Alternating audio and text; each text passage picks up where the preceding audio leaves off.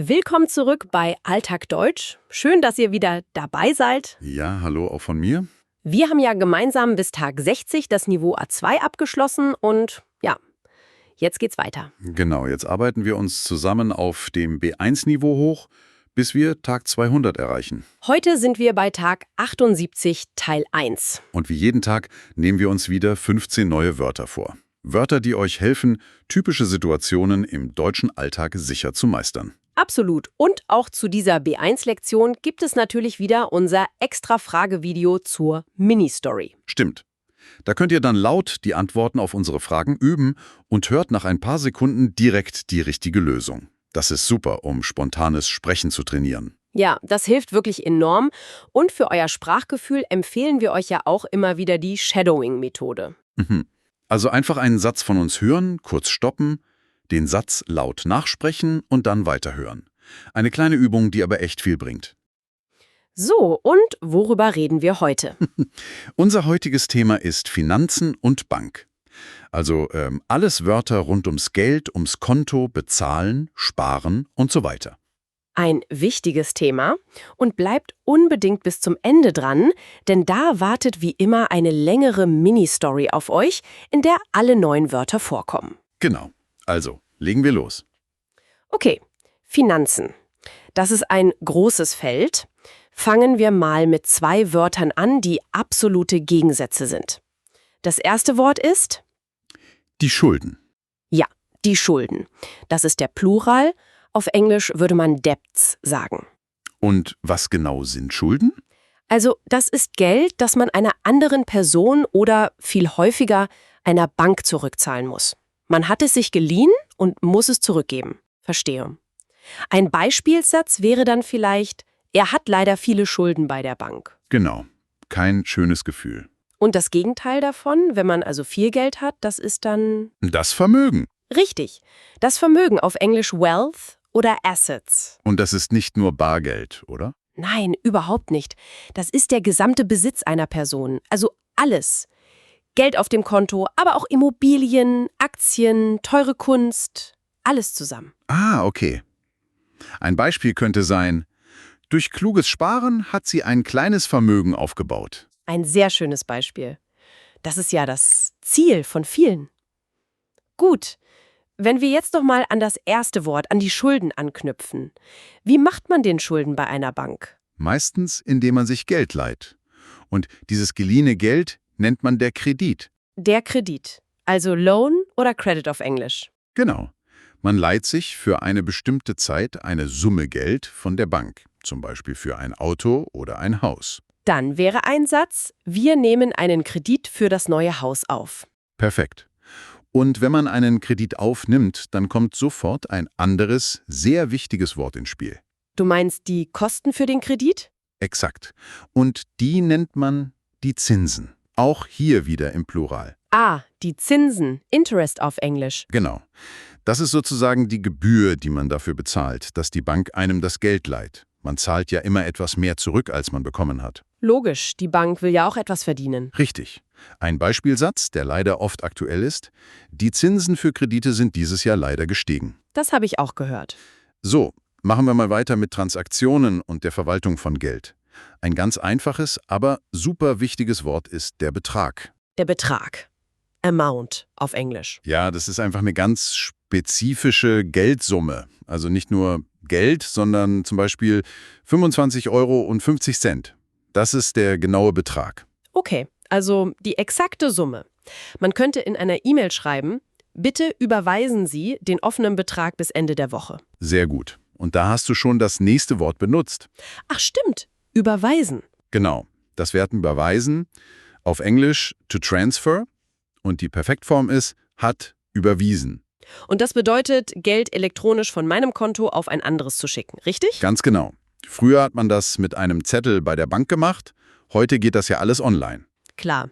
Ein typischer Satz wäre, ich überweise dir die Miete immer am ersten Tag des Monats. Ja, ein sehr guter Beispielsatz aus dem Alltag. Und damit man dann nicht den Überblick verliert, muss man seine Finanzen gut, ja, wie sagt man? Man muss sie gut verwalten. Ah, verwalten, das klingt sehr offiziell, so nach Administration. Ja, to manage oder to administer, Die Perfektform ist hat verwaltet. Aber es bedeutet eigentlich nur, dass man sich um seine Finanzen kümmert, dass man den Überblick behält. Also Rechnungen sortieren, Kontoauszüge prüfen und so weiter. Genau. Und ein moderner Beispielsatz dazu wäre: Er verwaltet alle seine Konten bequem per Online-Banking. Das macht's natürlich viel einfacher. So, und wenn man jetzt etwas von der Bank möchte, zum Beispiel eine neue Karte, Dann muss man die, beantragen. exakt, das Verb beantragen. Auf Englisch to apply for. Perfekt ist, hat beantragt. Das Wort klingt auch wieder so typisch deutsch, so nach Formular und Bürokratie. Es ist ja auch oft, man fragt etwas Offizielles an, meistens schriftlich, bei einer Behörde oder eben bei einer Bank. Man stellt einen Antrag. Okay, also, ich möchte eine neue Kreditkarte beantragen. Genau. Und wenn es jetzt nicht nur um eine Kreditkarte geht, sondern um ein riesiges Projekt, wie ein Studium oder ein Haus. Dann muss man das Ganze ja irgendwie bezahlen. Also, man muss es finanzieren. Richtig. Finanzieren? To finance. Perfekt. Hat finanziert. Also, das nötige Geld für einen großen Kauf bereitstellen. Oft eben mit einem Kredit. Genau. Eine typische Frage an junge Leute ist zum Beispiel: Wie willst du dein Studium finanzieren? Eine sehr wichtige Frage. Und eine spezielle Form der Finanzierung, bei der das Geld sogar mehr werden soll, ist das? Investieren. Jawohl. Investieren. To invest.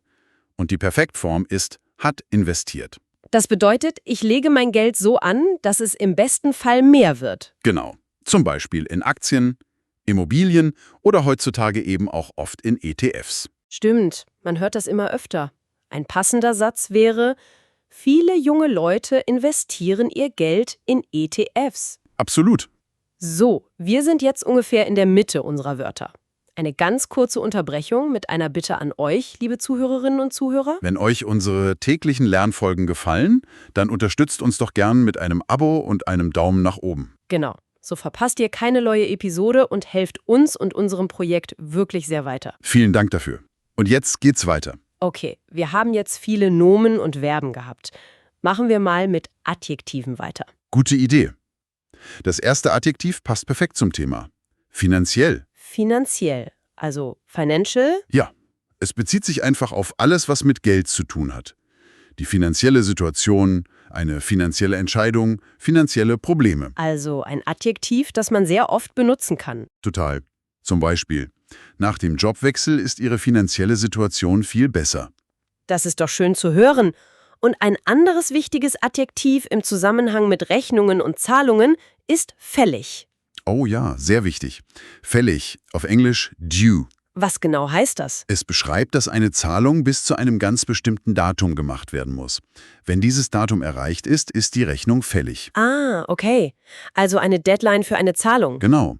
Ein Satz wie „Die Rechnung für das Internet ist am 15. des Monats fällig“ bedeutet, bis zu diesem Tag muss das Geld bezahlt sein. Verstehe. Das sollte man sich im Kalender markieren. Unbedingt. So, und jetzt zu einer modernen Art des Bezahlens. Viele Läden akzeptieren ja gar kein Bargeld mehr. Dort bezahlt man, Bargeldlos. ja, bargeldlos, cashless. Also ohne Münzen oder Scheine. Richtig, man bezahlt mit der Karte, mit dem Handy oder sogar mit der Uhr. Das wird ja immer häufiger. Ich habe das neulich gesehen, da stand ein Schild, in diesem Café kann man nur bargeldlos bezahlen. Das kommt immer öfter vor, ja. Gut, dann haben wir noch 2 letzte Wörter für heute. Und die gehören ganz eng zusammen. Es geht ums Gehalt. Ah ja. Das erste Wort ist brutto. Brutto. Auf Englisch gross. Genau. Das Bruttogehalt ist der Lohn, der im Arbeitsvertrag steht. Also die große, schöne Zahl. Du sagst große, schöne Zahl. Das klingt, als gäbe es da einen Haken. Den gibt es, und zwar gewaltig. Das Bruttogehalt ist der Lohn vor dem Abzug von Steuern und Versicherungen. Ah, man könnte also den Chef fragen, wie hoch ist dein Gehalt brutto? Ja, das könnte man. Und die entscheidende Frage ist dann aber, was nach den Abzügen übrig bleibt. Und das ist unser letztes Wort. Netto. Richtig, netto. Net auf Englisch. Das ist der Betrag, der nach allen Abzügen von Steuern, Krankenversicherung, Rentenversicherung und so weiter tatsächlich auf dem Konto ankommt. Also die Summe, die man wirklich ausgeben kann. Exakt. Und da gibt es leider oft eine große Lücke zwischen Brutto und Netto. Ein trauriger, aber wahrer Satz ist deshalb wohl, vom Bruttogehalt bleibt netto leider nicht so viel übrig. Leider ja. Das kennt in Deutschland jeder, der arbeitet. Super, das waren unsere 15 Wörter für heute. Und wie versprochen, kommt jetzt unsere Mini-Story. Hört gut zu. Alle 15 Wörter von heute sind darin enthalten. Viel Spaß! Eileen und Tobias sitzen zu Hause und sprechen über ihre finanzielle Lage. Sie möchten nämlich ein neues Auto finanzieren. Sie schauen sich ihr gesamtes Vermögen an, also was sie auf dem Konto und als Erspartes haben. Zum Glück haben sie nur noch ganz wenige Schulden. Trotzdem reicht das Geld nicht ganz. Um das Auto zu kaufen, müssen sie einen Kredit bei der Bank beantragen. Sie vergleichen online die Zinsen bei verschiedenen Banken, um das beste Angebot zu finden. Tobias sagt, sein neues Bruttogehalt ist ziemlich gut, aber sie müssen genau ausrechnen, was davon netto am Ende des Monats übrig bleibt. Sie wissen, sie müssen ihre Finanzen sehr gut verwalten, denn eine große Versicherung über einen hohen Betrag wird nächsten Monat fällig. Eileen möchte das Auto am liebsten sofort kaufen und den genauen Betrag per App überweisen. Sie bezahlt sowieso am liebsten bargeldlos, weil sie es praktischer findet. Aber sie entscheiden sich, einen Teil ihres Ersparten nicht für das Auto auszugeben, sondern klug in Aktien zu investieren, um langfristig mehr Geld zu haben. Am Ende des Gesprächs haben sie einen klaren Plan und fühlen sich gut vorbereitet. Das war unsere kleine Geschichte. Und ich hoffe, ihr konntet alle Wörter gut verstehen. Bestimmt. Und jetzt seid ihr dran. Schreibt doch gern mal eigene Sätze mit den neuen Wörtern unten in die Kommentare. Das ist eine super Übung und festigt euren Wortschatz. Ja, absolut. Und wenn euch diese Folge gefallen hat, dann lasst uns doch ein Abo da und klickt auf den Daumen nach oben. Und morgen geht es schon weiter. Dann mit dem Thema Glück und Zufriedenheit. Ein sehr schönes und wichtiges Thema. Da solltet ihr unbedingt wieder dabei sein. Das finde ich auch. Für heute war es das von uns. Bis morgen. Tschüss. Macht's gut.